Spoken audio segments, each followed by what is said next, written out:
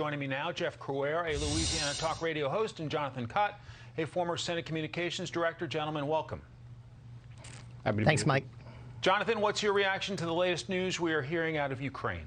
Look, I think it's a complicated issue, but I think the president has done a great job. He's rallying the world community around what the goals of the mission are. He's isolating President Putin even further, and I think he's showing exactly why Democrats elected him. He's able to handle issues on the world stage because he's got the experience, he's got the years, he knows these leaders, they talk to him. I think when you hear them talk, they call him Joe, which I think is really telling because they know him so well and they feel comfortable with him.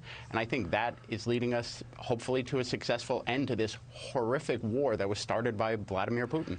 Jeff, what's your take on how the Biden administration and the president himself is handling Russia's invasion of Ukraine? Mike, I think it's been a total disaster in leadership as far as Joe Biden. This should have never happened. We should have been able to deter Putin beforehand. Biden fumbled, of course, the Afghanistan withdrawal, which I think emboldened Putin. Ever since it started, we haven't gotten enough aid to the Ukrainians. It hadn't been quick enough. You just heard from your last guest, we need to get them more.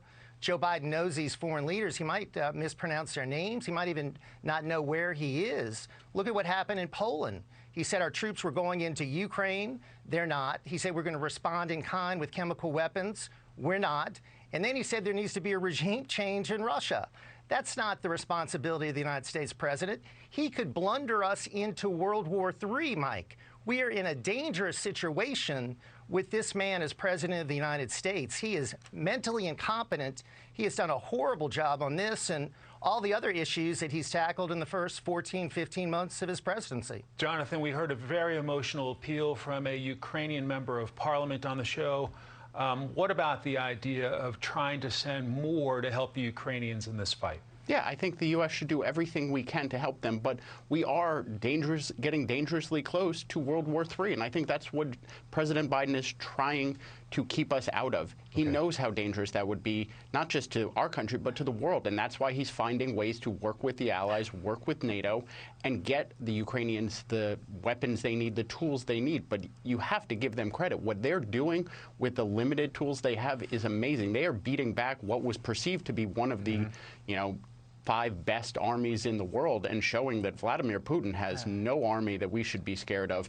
These Ukrainians are taking it to them.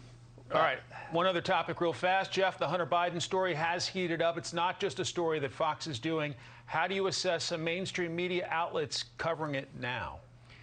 Shameful, Mike. It's been shameful. Hunter Biden, in my opinion, is a scam artist. He's been trading on his name for years. The media should have covered this prior to the election. They protected him. Imagine if his name was Hunter Smith or Hunter Trump. It would be a much different situation as far as the media, as far as prosecution goes. We don't even know where the Hunter Biden laptop is. The FBI doesn't even know where it is. They said in recent testimony they don't know. Hunter Biden committed crimes, in my view, shaking down all these foreign countries. He's got no knowledge of the oil and gas business. Why was he given this position with Burisma? He's got no special dealings in China. Why was he giving all these millions of dollars? Mike, it's shameful that he was trading on the name, that he was protected. The truth needs to come out about Hunter Biden, and it could point to the big guy, and that is, of course, connections with Joe Biden. And I hope we're going to see a serious investigation, a serious look at whether crimes were committed. And if this were any other person, I think we would have already seen indictments, and this would have already blown up months and months ago, and there wouldn't be the protection that is in place for Hunter Biden now. Jonathan, how alarmed do you think folks in the White House are about this Hunter Biden story and the coverage it's receiving right now? I think Ron Klain said it best. This has nothing to do with the president. This is Hunter Biden. This is his business dealings. I'm confident that if there are wrongdoings, the Justice Department will investigate them, and it will be independent, unlike during the Trump administration. And I would point out, we don't have to guess what would happen if his name was Hunter Trump.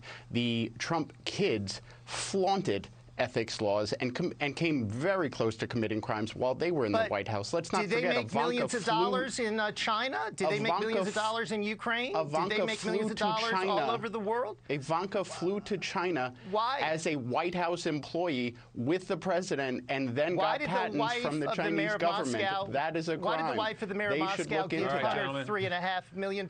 We'll let you guys slug it out during the break. Jeff Crouere, Jonathan Kott, thank you so much. Thanks, Mike.